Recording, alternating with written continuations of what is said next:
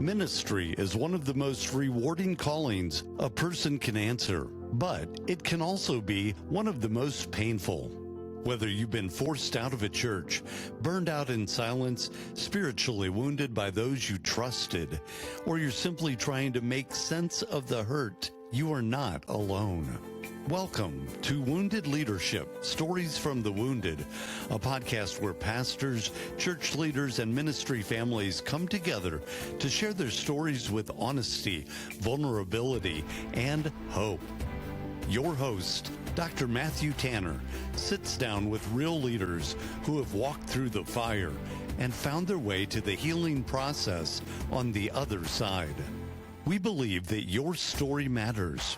We believe that healing is possible, and we believe that helping those who have been wounded in ministry find healing isn't just a mission, it's a calling. So, grab that cup of coffee, pull up a chair, and let this conversation meet you right where you are.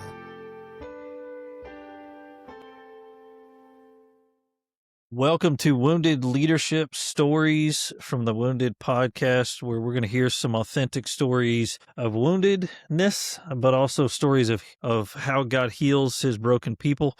I am here with a new friend. We just met really about 20 minutes ago. Literally. But we got connected to a mutual friend, Roderick Sweet, who I work with in teaching, and he connected us because, man, Michael, you've got a story of woundedness and a story of also healing. So I've learned early on in these things, I've stopped trying to introduce people because they could probably do a better job of it themselves. So Michael, tell us who you are and Yes, sir. Thank you. all about yourself, and then we'll dive into your story. Yes, sir. Thank you. Again, Matthew, thank you so much for allowing this opportunity. I appreciate it. Very thankful that we have a mutual friend in Roderick. Absolutely. You guys first of all, you guys are doing a great work together there in St. Louis with the prison ministry. Sure. By way of Roderick, I hear a lot about it. And man, just thank you for how you serve that demographic of individuals Absolutely. who at times are certainly forgotten. But man, you guys are certainly in the trenches bringing light in some dark places. So I certainly appreciate you and thank you for this time and opportunity. Absolutely. To be able to share with you. Absolutely. Yeah. So real quick, my name is Michael Brown, and I happen to serve as the senior pastor here senior pastor of Central Baptist Church, which is located in Denver. Central Baptist Church is the second oldest African-American church in Denver. And so very, very neat story of how I got there. However, been in Colorado for 7 years. I was the executive pastor for a 98% white congregation from 2018 into 2000. And ended up having to leave that church. But, God's been faithful. I've been married, which will be 25 years in about 3 weeks. And as a result of that 25-year union, my wife and I have 4 boys. Awesome. I have 4 sons ranging from the ages of, let me start with the youngest, from 10 to 21. Listen, I got 3 girls that I still have to count. I'm like, yeah, what? I have to make sure. Like from 10 to 21. Exactly. So it's been good. We moved out here based on again, I graduated seminary and hung out in Houston for about another year. And they started sending my portfolio this way for whatever reason. It's like, why Colorado? Like what? Yeah. I'm from Texas, man. It's cold up there. I know. And I mean, like 16 inquiries. I was striking them down like, I am not moving to Colorado. And but then one call came from a church here called Crosspoint Community Church. At the time, the senior pastor's name. Are we allowed to say names on the podcast? Or that's up to you. Normally, normally we redact the names just to protect those that might be hearing it. So the senior pastor of Crosspoint Community Church. Yeah. Reached out personally and basically said, hey, he received my information from a friend there at Dallas Seminary because he was a Dallas grad as well.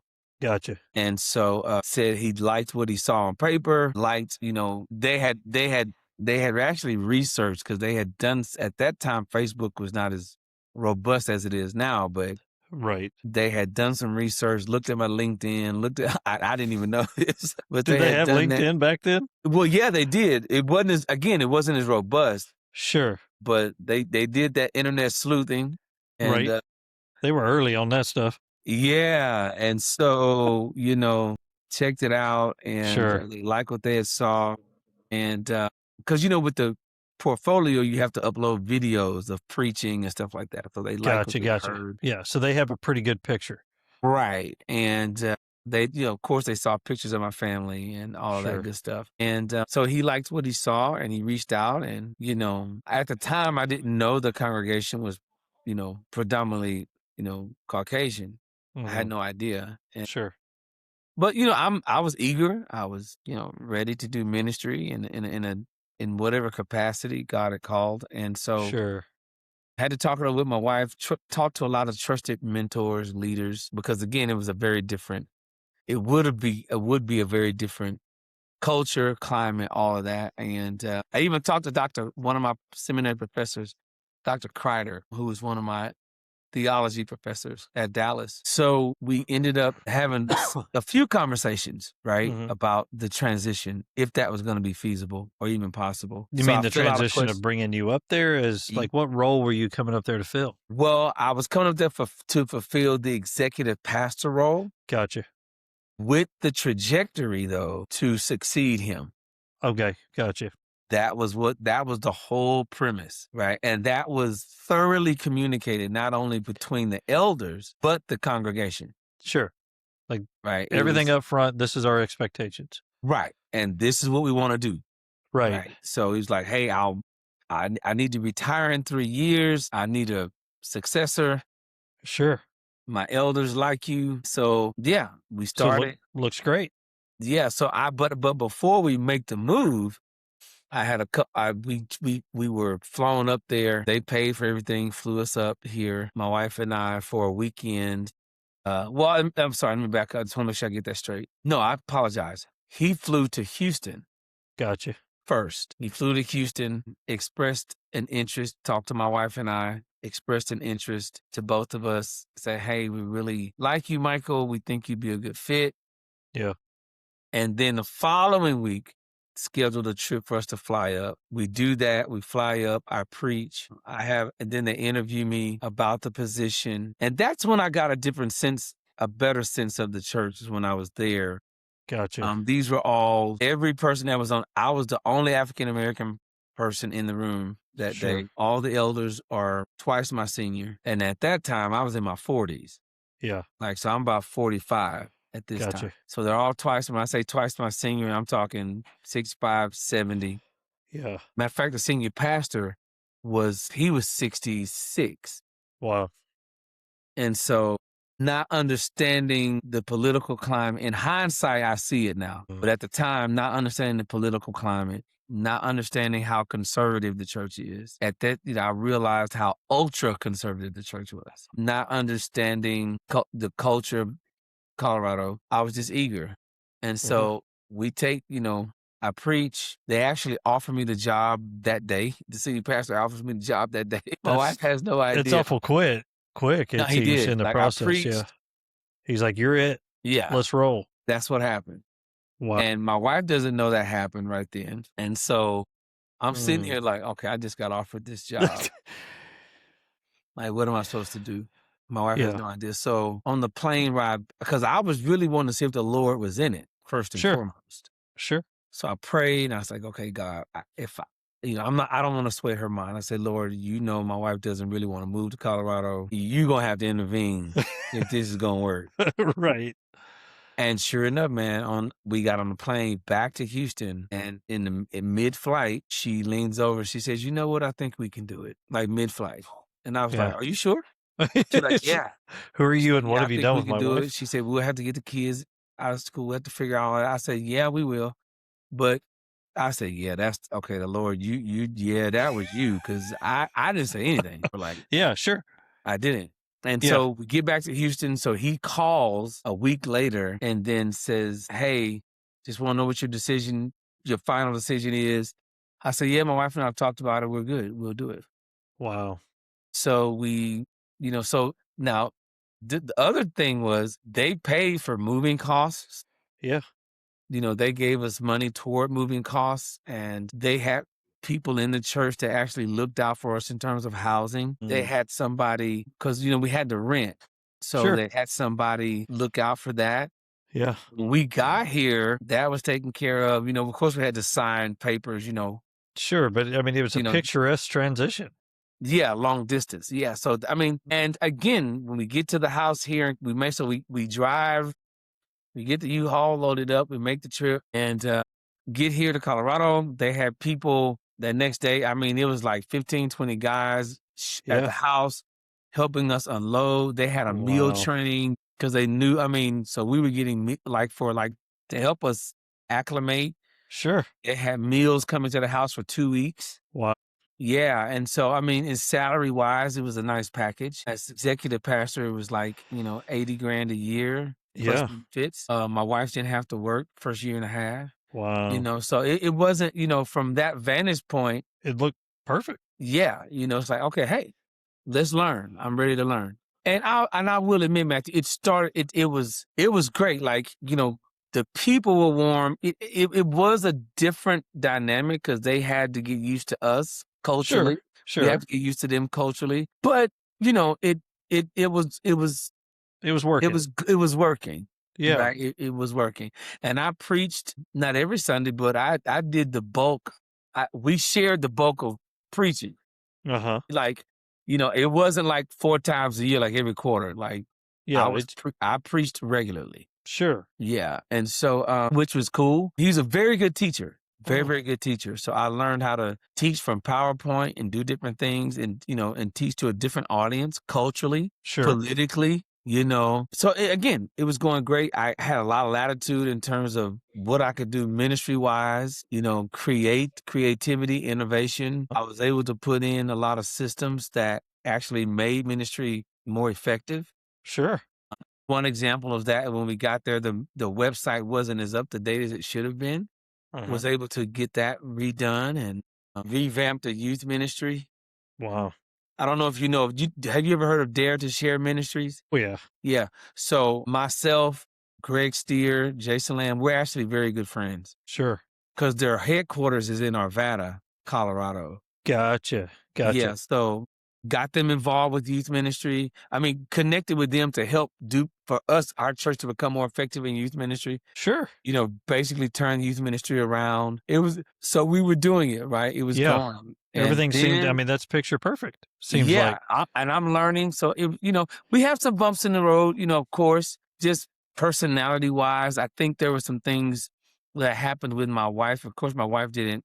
There was certain things, there was some conflict that happened that my wife didn't like, that I had some issues with, but, we were like, okay, nothing we can't, get over. Yeah. Kind of chalk it up to learning curve, new experience. Some we did, like, for example, one example that really happened, and this is kind of where I think the hurt began to happen. Okay.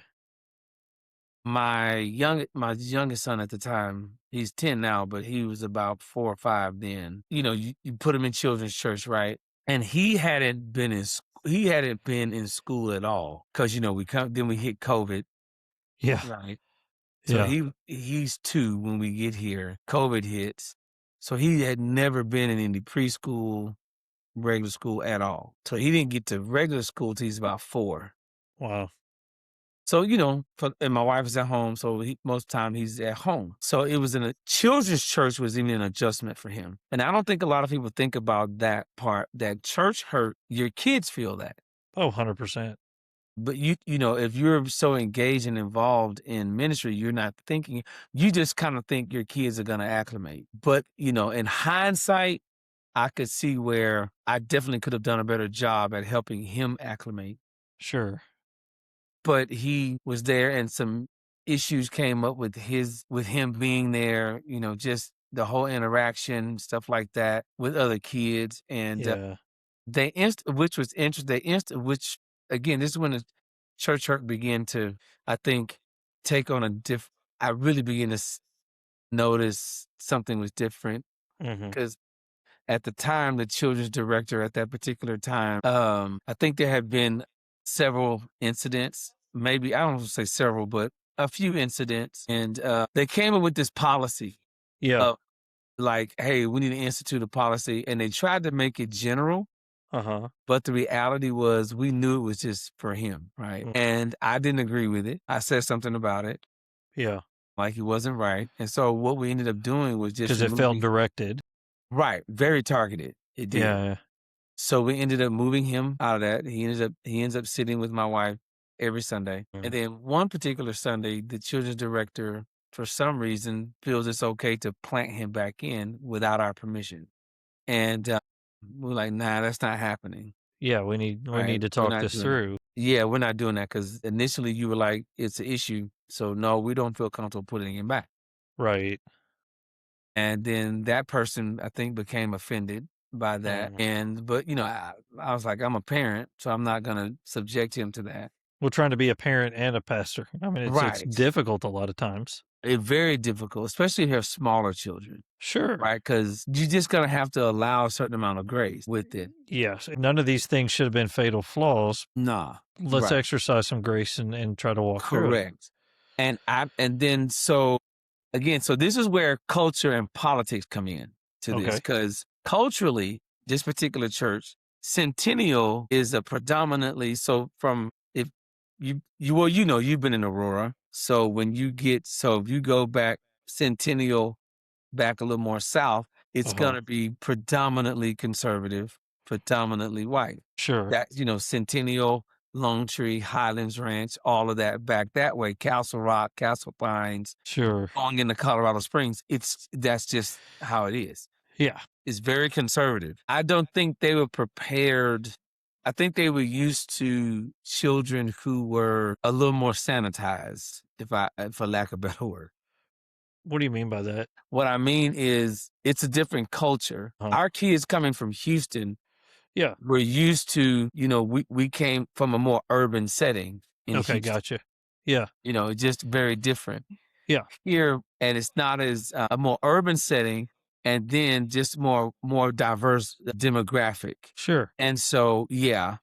But like you said, rather than exercising some grace and learning curve, they Yeah, exactly. And I'm sorry about that, accidentally. no, you're good. So, yeah, it was. And it wasn't as diverse here as it was from what we were accustomed to. And you had more professional people, dentists, lawyers, cardiologists, Yeah. who owned their own businesses. Sure. And again, they had a very different outlook on how children were raised, stuff like that. So if there was a disruption or outburst, kids were kind of looked at a little differently. In hindsight, I see that. At first, I didn't. But again, that happened. And so that was one flag. And then what happens is around April of 2022, this is around Easter, myself and a senior pastor catch wind of a meeting that had taken place, and a couple of our elders were involved with this meeting of some members. So a group of individuals had come together, and they were talking about some concerns that they had in the church. So the silent meeting. Yeah, they were discussing some concerns in the church. So we find out about it. Somebody ends up calling the senior pastor, and so he communicates it to me. Sure. And at first swipe or first glance, I'm like, what's going on? Like, why would the elders go back and do? Yeah, that doesn't make sense. Yeah, like something's not right. So we eventually have a meeting with the elders and like, what's going on? Like, how did this conversation even come about? Sure. And so they tell us that it came about because there were a few people in the church that had concerns about transparency and finances. They didn't really see a clear vision for the church, didn't really see how the church is moving forward. Yeah. Right. And understandably so, I've been trying to do more outreach, do more things outside the church. But Sure. again, this particular culture of the church, in hindsight, I see now, it was more so just about, and I don't think, the old saying is you don't know what you don't know. Mm-hmm. So I don't put an indictment on them, but it was more so, this is our church. We're going to take care of it. And it was a very affluent church. Yeah. It was they did not struggle for money, right? At all. So People were very generous in their giving. So with that, but it was more so like, where are the dollars going? And kind of this control of trying to control the church's identity. And I see it all over the map. right, It doesn't matter where you're at, where you right, have this kingdom that they've kind of built. mm-hmm, And then when any kind of change comes along the pike, right, or any kind of, they attack there's no vision, there's no transparency, but really right. it's all about control. Yeah, and so I'm not as although I'm the executive pastor, I'm not overseeing large amounts of money. I'm just really overseeing ministries. Sure. And the church had a CFO, they had trustees, they had people in charge of that. So this sounds like it was, in a sense, it was an attack on the senior pastor. That is the way that it was going. Yeah. How I saw it at first. Gotcha. Right. And I'm like, man, why are they doing this guy like this? Yeah. That doesn't make sense. So of course I'm loyal, right? I'm right there with him. Yeah. I got Hey, your back. Let's get through this together. nah, and we did. And so we were trying to. Yeah. So interestingly enough, so we get that news that May, the next month, I get a phone call from a friend of mine out here, says, hey, Michael, there's a church that needs a pastor. And I'm like, I'm good. Like, I don't want that. I'm okay. He said, why don't you just call them? It's downtown. They need a pastor. They've been without a pastor for a while now. Yeah. About, 3 years. So that was 2022. They had been without a pastor close to about 6 months at the time. Gotcha. And I said, nah, hey, man, I'm good. I'm okay. I don't think I'm going to stay where I am. I'm trying to ride this thing out. See what's going to happen. Yeah. And so, I dismiss it. Sure. Dismiss it completely. And so things escalate with all these rumors about lack of transparency, lack of this. I'm like, what is? So we call another meeting, have another meeting with the elders again. So then it begins to come to the light. We had this meeting with the elders and they'd say, hey, this is what these people really are upset about. So we have a business meeting. They want to know what I make. They want to know what the senior pastor makes. And at this time, I had no idea what the senior pastor, I didn't know his salary. Didn't need to know. Yeah, I didn't know all that. Yeah. Well, so we have the meeting, they put it up, and you could hear the gasps audibly in the sanctuary that day. They were paying him $225,000. They were paying him $225,000 a year. Right. Off of 120 people. Wow. So that tells you the affluency of, they actually had the budget. We actually had the budget to do that and still run ministries. But yet the people didn't know, or just, they didn't know. They didn't know it was that much. Come to find out too that after more research, his wife was on salary, and then they did a more deep dive into, the profit and loss statements and all that. Come to find out the church was paying for a $6,000 golf membership. Wow. So there are some things that were happening that needed to be addressed. Yeah, ethically needed to be addressed, and then he was a little frustrated by that, and so it just it just didn't bode well with them. Well, sure. What happens is so that Sunday we lose a fair amount of the congregation. They walk out and don't come back. Wow. Yeah, that's what they end up doing.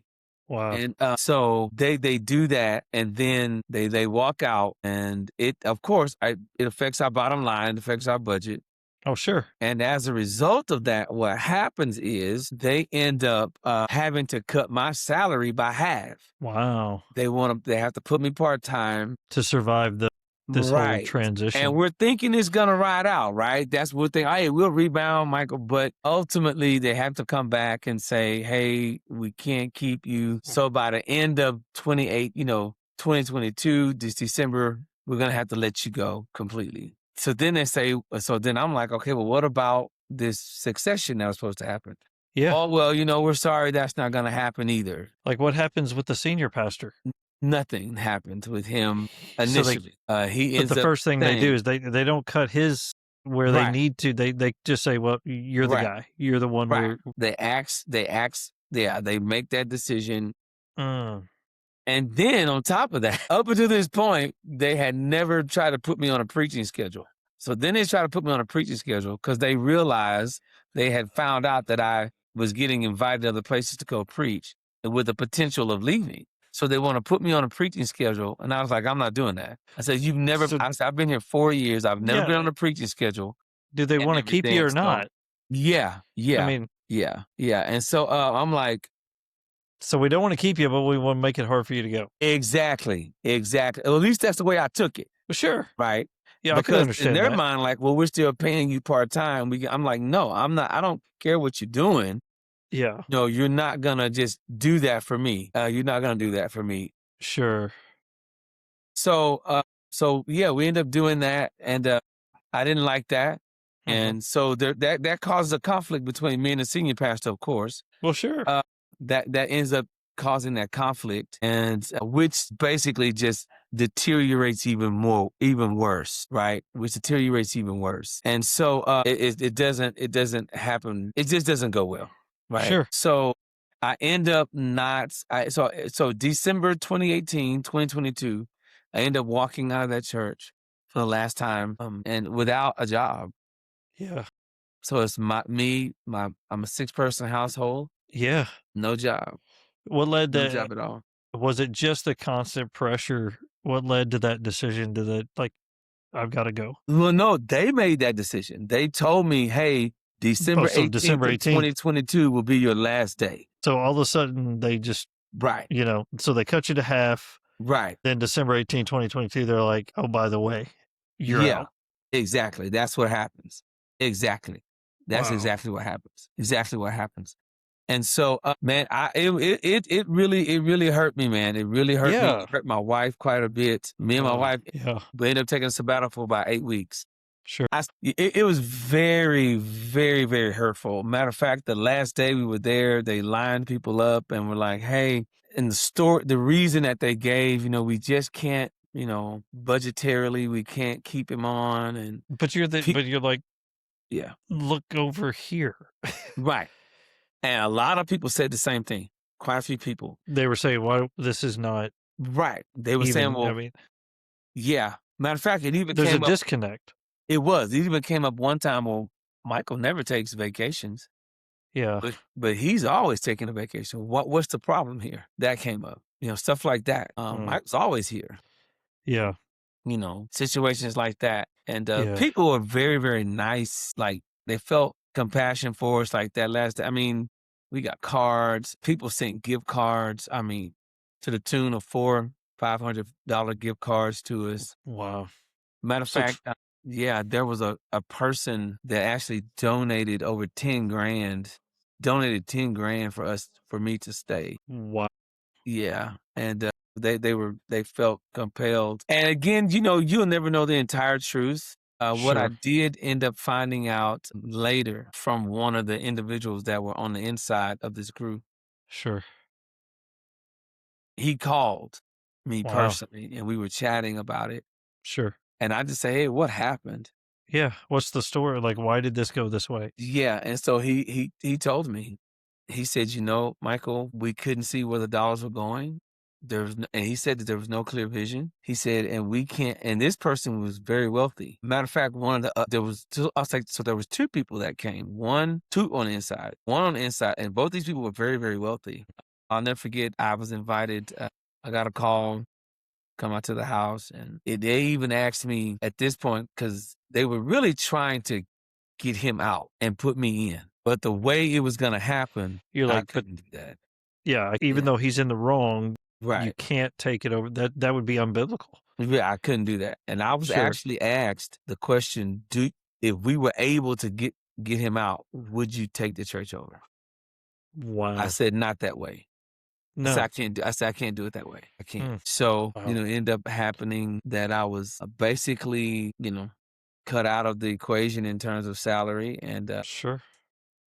they tried to recoup and do things. And I'll never forget the last conversation I had, the last elders meeting I went to. One of the questions I was asked was, Michael, what do you think it's going to take for this church to survive? And I said, Wow. well, if you look at your children's ministry right now, you don't have one generation. I said, you only have a few kids there, one generation. I said, not even that. I said, you don't even have one generation of parents. And I said, if you don't revitalize that, it's not going to make it. And from that day, a year later, church was completely closed. Wow. And so now there was one elder that Wow. I really was very close to. And he fought for me. He really did. He fought for me because there was one point where the senior pastor really was asking me to stay. And I was like, nah, the Lord closed the door. I said, because you were in the room when they made the vote. Yeah. Like, You didn't say anything. yeah.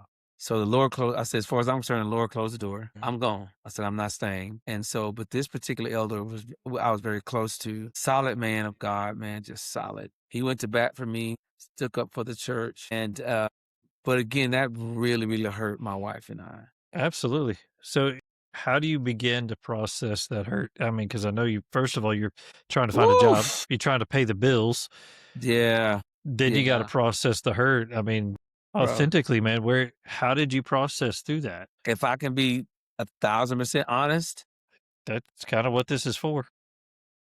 I didn't want, I'm just going to be honest with you, man. Yeah, I did not want to forgive him. I didn't.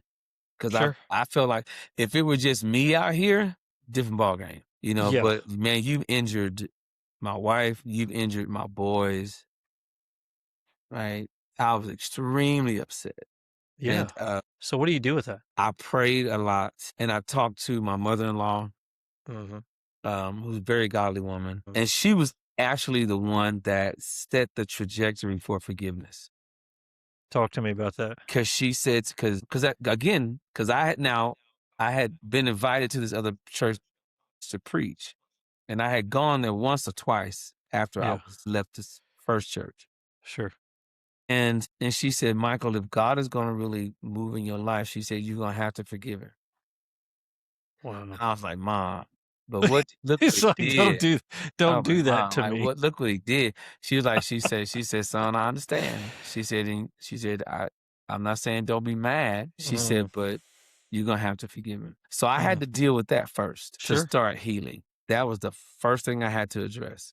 Absolutely. Was the forgiveness aspect. And I said, God, and I was dishonest. I said, God, So, hey, no, I don't want to do this. you said something there. I want to scale back or Yeah, reverse back a little bit. You said something about being mad, but also being able to choose to forgive. right. That seems like such a wide dichotomy. How do you reconcile that? For me, it was talking to a trusted elder, like my Yeah, mother-in-law, talking to a trusted mentor to yeah, process it all. Right. Cause like I said, my wife and I didn't go to church for 8 weeks. yeah. And my wife just didn't want to do it anymore. She No, was I like, get it. I'm not, well, not go to church, but No, I get especially it. not in some leadership capacity. Yeah, sure. She didn't want me to do that anymore. And we ended up joining another church. But man, I just sat. Yeah, Another thing that helped me with that, the church that we ended up joining, this gentleman at the time was a professor at Denver Seminary. And he had known a little bit about the situation. And when I first walked in, first thing he asked me, he said, hey man, are you okay? wow. First thing he asked. And brother, that was one of the major weights. I was like, man, I'm not. You know, I'm not okay. What was it like just being able to admit that? Because I think in a lot of Yeah, guys that I talk to, this phenomenon, it's isolating. You're supposed to be in leadership. There's a right. lot of times shame and guilt. What was it? How did it help free you to sit there and go, you know what? I'm not okay right now, It helped free and up a not lot. pretend. It helped free up a lot. I mean, it helped free up the fact that I felt like I didn't have to wear that role of Mm, executive pastor. I didn't have to wear this, or I didn't feel pressured to jump into the next leadership thing. that's good. Right. And again, good, confident, and he's a very good shepherd, good, confident in his pastor, my mother-in-law, and my other male mentor. Sure. Having that circle of people around us, because again, we're 1,000 miles away from home, Yeah. right? So Yeah. So you so easily could have fallen away without some sort of support or foundation. yeah. So I reached back to the support I knew I had back in Houston, That's a good word. and then one here. I That's good. reached back out to that support, That's good. and I knew they were going to tell me not what I wanted to hear, but the right thing. Yeah. But love you through it. Yes. Yes. And my wife took trips back and forth to Houston during that time, because I think she needed to be closer to her mom, Yeah. which was good for her. And the Sure. kids did some of that too. Sure. And so we got with this church, man. I just sat. I didn't try to do anything. That's good. I just sat. I just allowed the Holy Spirit to work in that hurt. And one of my mentors told me, and we were talking about it, and he used the A.W. Tozer quote. And he said, Michael, he said, those whom God uses greatly, he wounds deeply. I never forgot that. But I still didn't understand. Because during this time now, what happened, there was a good friend at the church that I ended up leaving. He was a senator here in Colorado. I ended up started working for the Colorado Senate. Gotcha. Became a legislative aide. He knew what happened. He didn't agree with it, but Sure. he said he was like, Michael, I know you're not going to be here long, but man, I just want to help you and your family out. But here's some work. Come do the Yeah. work. Come serve as long as you need it. Right. Yeah. That's what he did. That's awesome. That's what he did. And so, and I was even upset with that though, Matthew. I was upset. Come on. During that time, it was cold in Colorado, and I'm having to go downtown Colorado, go walk.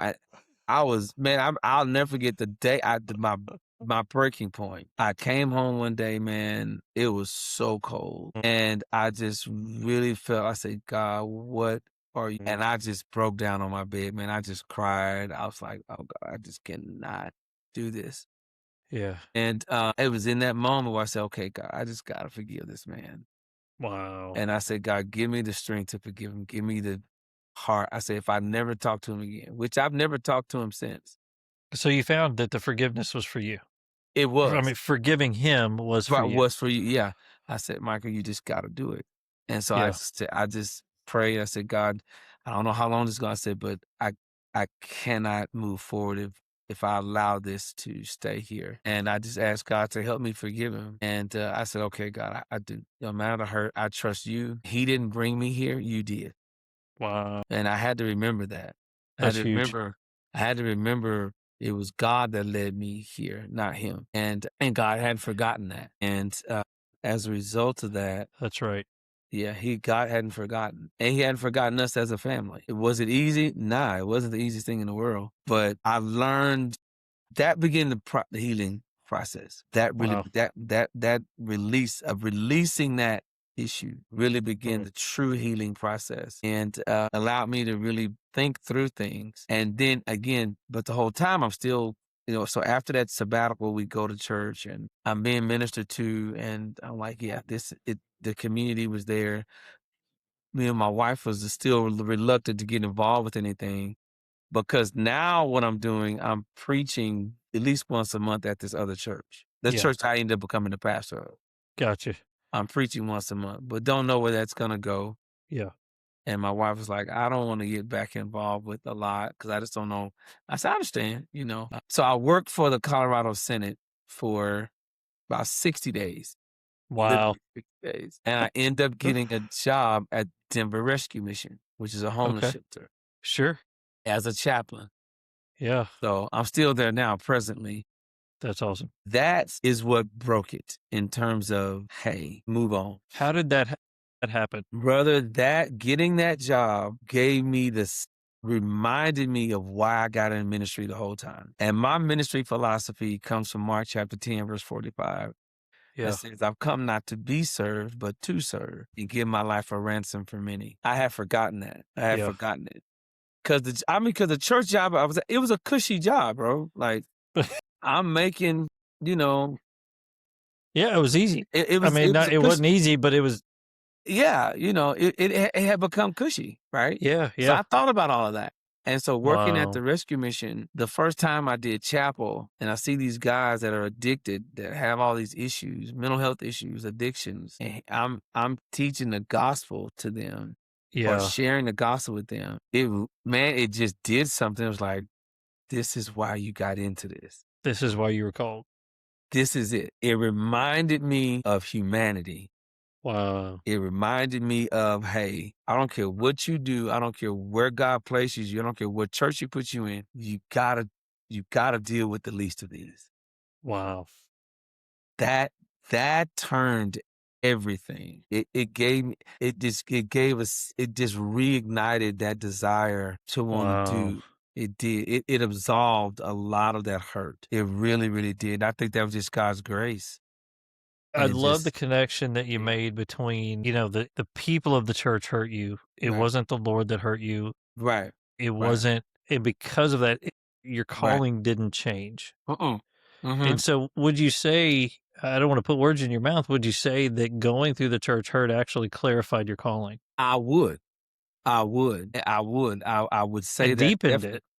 I would say that definitely because the number one lesson I learned was how never to treat anybody as sheep. Sure. That's the number one lesson I learned. I learned I would never do anyone the way I was done.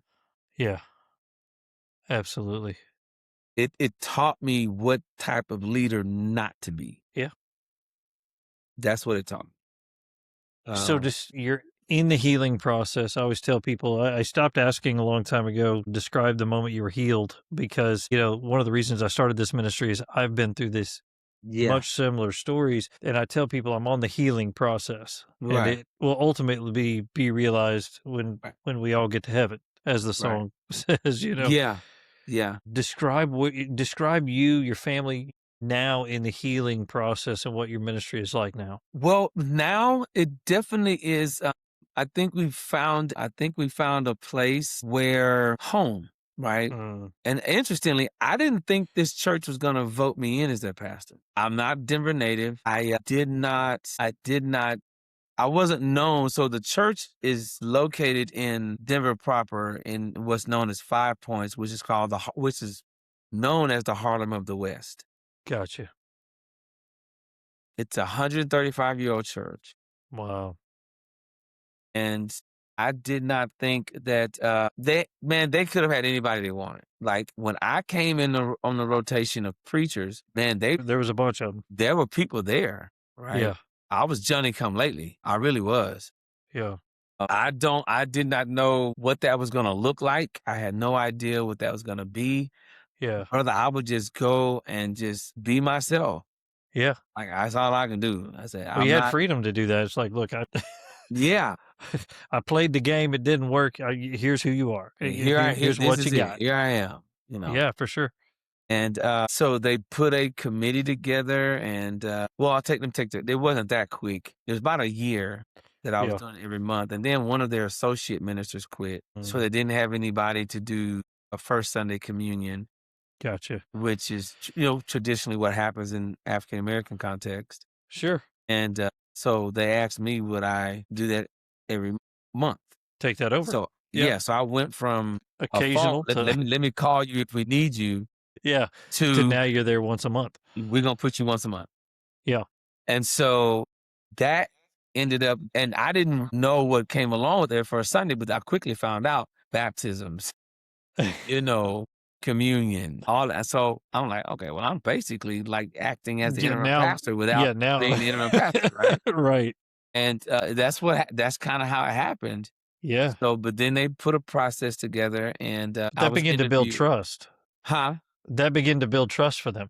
Yeah, I guess. Yeah, yeah. Yeah, but I still didn't think it was gonna happen. Matter of Yeah. fact, the Saturday they voted, my wife and I were in Houston. Well, I was in Houston, Uh-huh. and my wife was here, and I said, I don't. This is not gonna happen. They ain't gonna And hold. they ain't gonna do that. They're not gonna do that. They don't know me from a can of paint.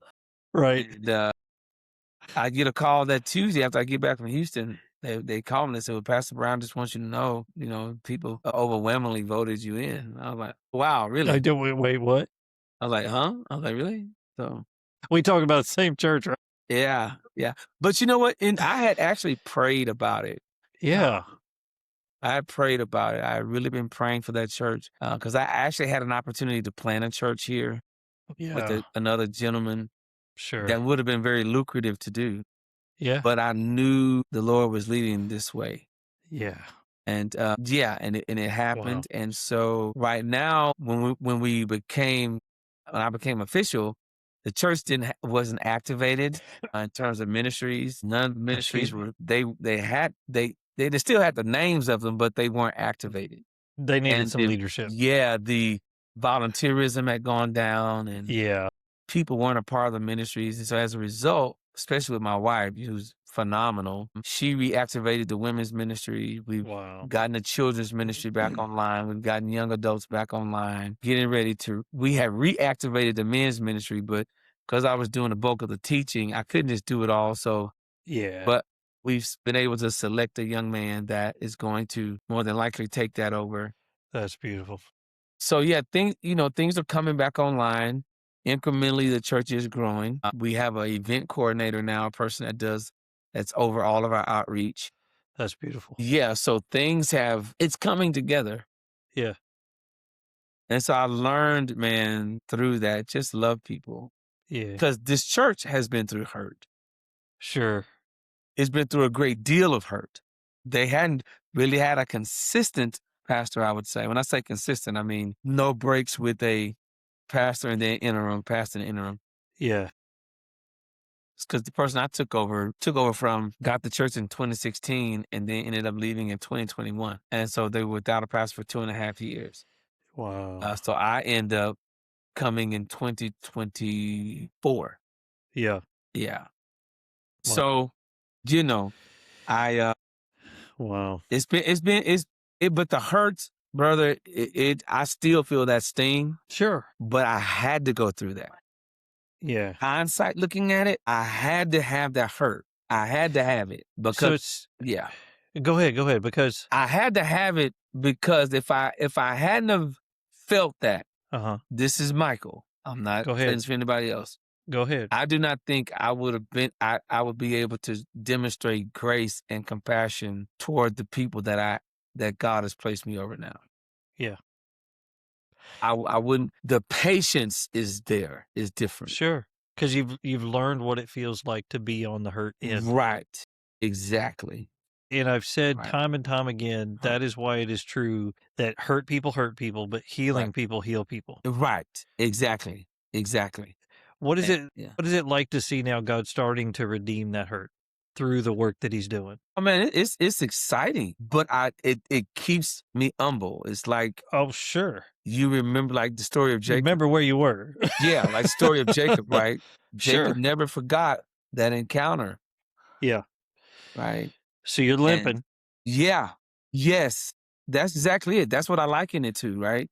Yeah. I have never forgotten that experience. Wow. I never forgot that blow. Wow. And I said, I don't want to forget that blow. Wow. Same thing with Paul. I see that in what happened.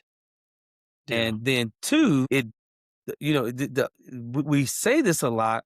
We don't want to rob God of glory, but a lot of times if we continue to elevate and there's no lesson, we kind of do rob him because we can believe to think that that's us. And in this situation with me, God was not robbed of his glory. Wow. Because he's the one that really put that together. Sure. I mean, when I just look back over it even now, and as I'm talking to you, man, that was the Lord. Just the way the phone call. So what I didn't say, and I'll say this now to fill in the gap. Yeah. First phone call I got about the church, I ignored it. The second phone, well, I didn't ignore it, but I didn't. I know what you mean. You're it. like, I ain't playing. The second phone call I got about it was from a gentleman that I didn't even know. Wow. Come to find out later, a year later, that the first person that called me and the second person that called me were talking about me on a golf course. My name came up on a golf course. And I didn't know that these two people knew each other. God had a plan. Yeah. The whole time. Wow. I had no idea. Wow. Right? And so then it also told me that God wants to do something with this church that he hasn't done before. Yeah. Right. It's a historic church, very different. I don't think as traditional. I'm pretty progressive in my thinking in terms of methodology. Yeah, sure. Doctrinally, I'm conservative. Right. But in terms of methodology, the outworking, there's some room there. Absolutely. And so God's given the latitude to do things, right? And they see the heart. And I'll give you an example of that. So last year, because this church I'm currently at has gone through so much hurt themselves, I can sense it. I can see it. Like I recognize it. And I came in one Sunday after the service was over, and I gathered the team in. I said, "Hey guys, I need to talk to you about something. I want to tell you something." And Matthew, you could sense they were fear waiting. for Yes. the drop. Yeah. Wow. You could, and they You're like- just fixed it. like, They were like, "Well, okay." Hold on, guys. Let's That's what I had to do. reestablish safety. I said, "Hey," I said, "Oh, no. I saw it immediately." I said, "Oh, no, listen," I said, I just want to tell you thank you for all you do." And then Thank they're you. all just like, That's exactly what happened. That's exactly what happened, man. yeah. But you can recognize it because you've been Right. there. I've been there, right? Oh. The apprehensiveness, what's the old saying? Being gun shy, 100%. Yeah. right? But you were able to lead out of that and help them in the healing process. Exactly. So now you also know how to word it next time so that they don't have that reaction. It's Exactly. You learn how to lead well. Exactly. And then not only that, just, within any church, you're going to have fragmented relationships. Oh, sure. I've been able to see that, and I've been able to, with the Lord's help, lead through that, bridging that. That even shaped how I preached. Really? That hurt even shaped how I preached. Yeah. It really did. One of the first sermon series I did there was out of the book of 1 Thessalonians. And I titled the sermon series, Living with Eternity in Mind. And one of the beautiful things about 1 Thessalonians is Paul commends the church. He's only at that church, I think, for 3 weeks. It's a very infant church. And then he leaves. But in that time frame, one of the things he commends them for their love for one another, for their work of faith, all of that. Yeah. And he's telling them how pained he is in chapter 2, right? Man, I'm agonized. I'm praying for you. Sure. Chapter 3, he comes back and tells them like a father, all of this.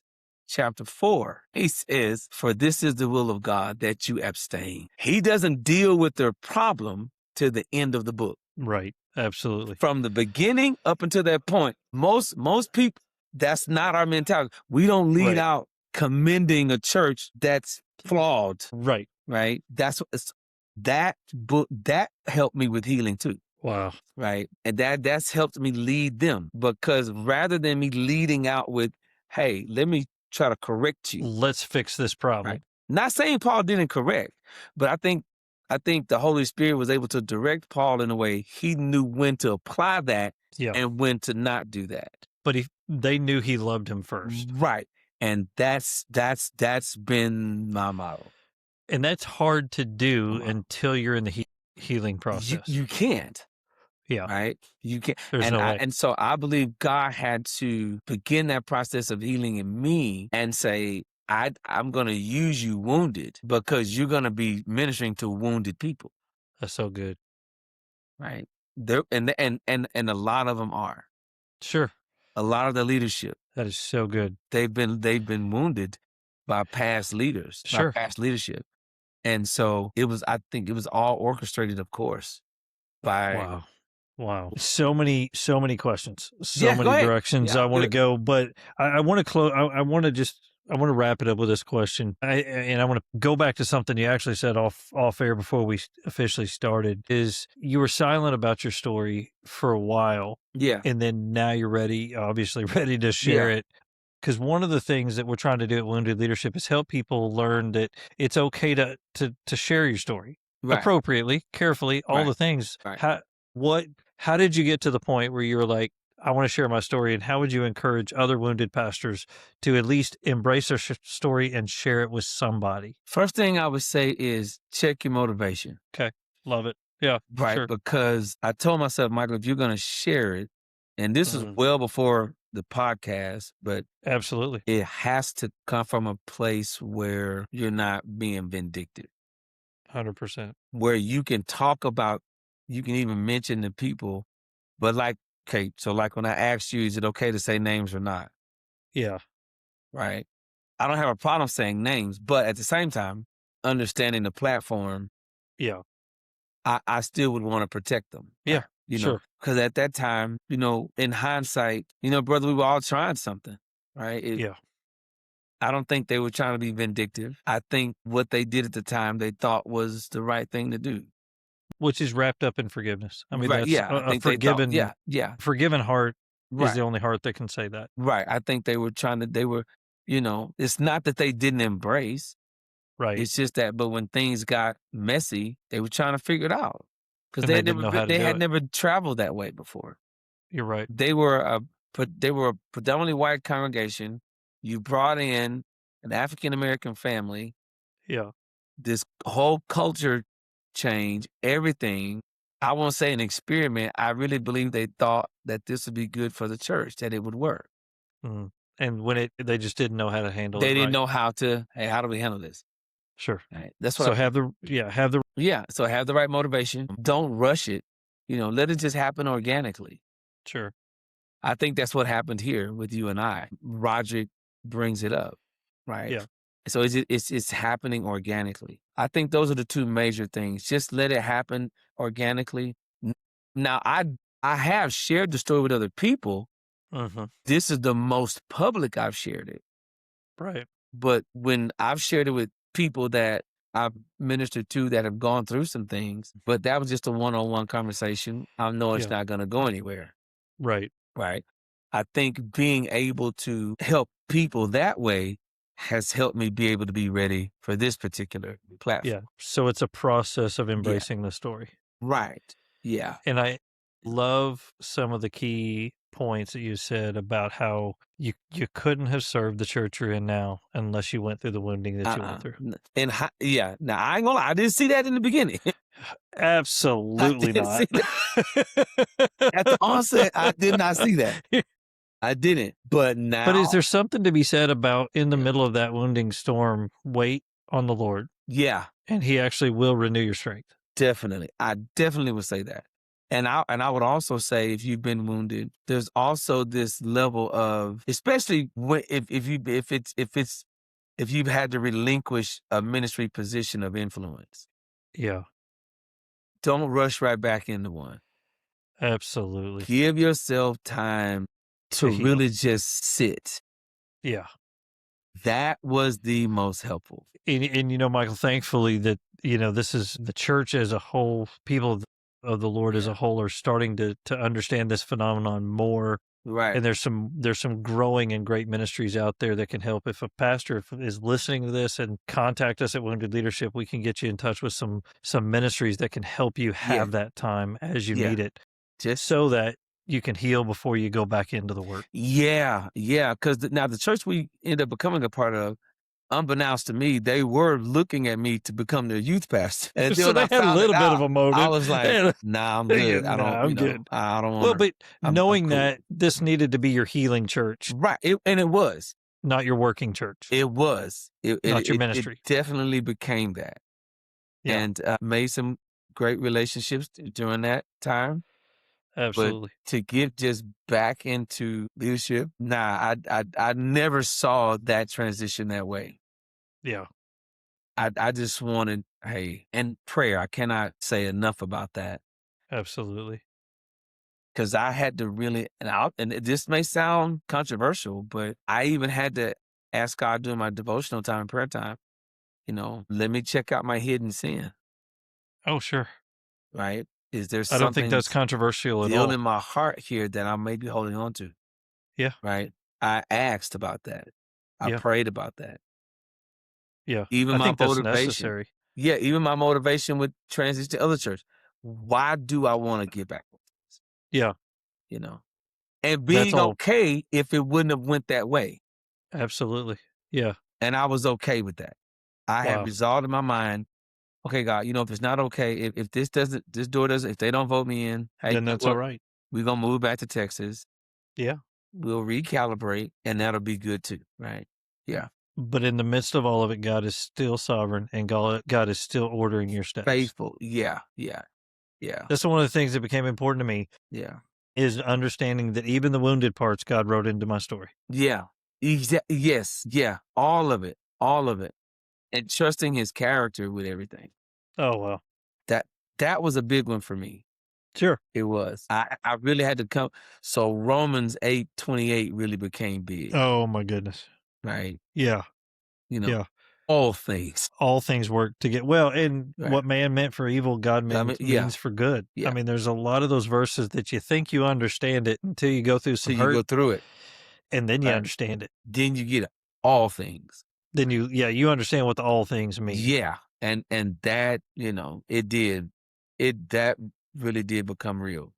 Wow.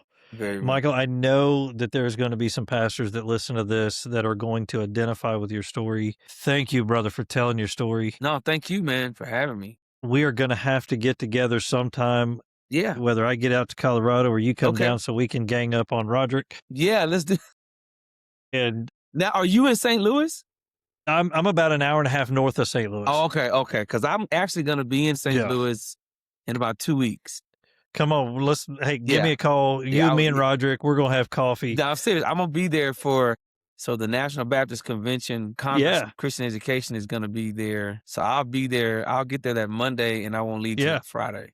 Listen, we will find a time. I Okay. will have to come down and meet you in person, and I'll Yeah. buy you a cup of coffee. Sure We thing. I guess we'll invite Roderick. We'll let him come along. Yeah. Roger, we'll let you come, man. We'll let you, Roderick. So, you're going to send that letter for me to tell Roderick to give me that preaching class won't give me. I am. But we're gonna make that happen. Yes, sir. Michael, thank you so thank much for you. your story. And Appreciate I you. just want to finish by saying, guys, this is what the process of healing is all about. This is Right. what authentic story. We don't hide from our wounds. Right. We actually embrace them and see what God can do to use that. So if you're a pastor listening to this and you're just identifying with this, reach out to us at woundedleadership.com. There's a tab on there that says share your story. We've got some other resources that are about to come out that's going to help you walk through that story. If you're in the midst of trauma, you need somebody to talk about your wounded story, reach out to us there at Wounded Leadership. We would love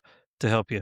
Michael, I know you're going to be a good friend. I can't wait to meet up in St. Louis. Thank you, brother. Appreciate your time. No, man. Thank you, Matthew, so much, man. You're doing a great job on this and keep doing this, man. It's going to certainly be a blessing to many, many people, pastors alike. So thank you so much, brother. I appreciate it, man. Thank you, man. you. Thank you for joining us today for Wounded Leadership, Stories from the Wounded. If today's conversation stirred something in you, whether it brought up your own pain, gave you language for what you've been carrying, or reminded you that someone else understands, we want you to know that this community is here for you. You don't have to navigate this alone. If you are a pastor, a church leader, or ministry family member who has been wounded, or if you know someone who is, I want to encourage you to take the next step. Visit woundedleadership.com, where you'll find resources, biblical counseling, and a community dedicated to one thing: helping those who have been wounded in ministry find healing. And if you have a story of your own, we would love to hear it. Head to woundedleadership.com and click Tell Your Story. Your story could be the lifeline someone else needs to hear. If this podcast has meant something to you, please take a moment to leave us a review, share this episode with someone who needs it, and follow us wherever you listen to podcasts. As Martin Luther once wrote, "This life is not health, but healing, not being, but becoming. The process is not yet finished, but it is going on." That is our prayer for every leader who listens to this podcast, because healing is a journey, not a destination. Keep going. This is Wounded Leadership, Stories from the Wounded.